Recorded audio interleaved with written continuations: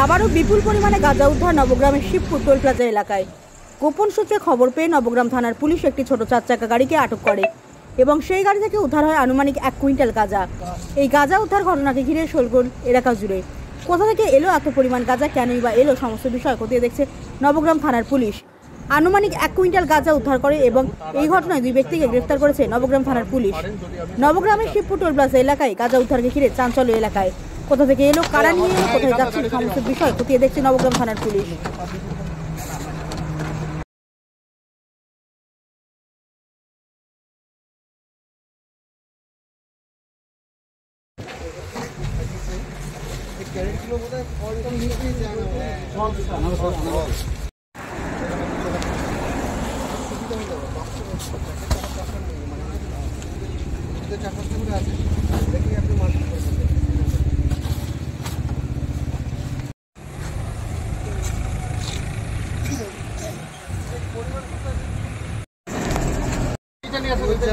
এদিকে নিচে নিয়ে আসুন।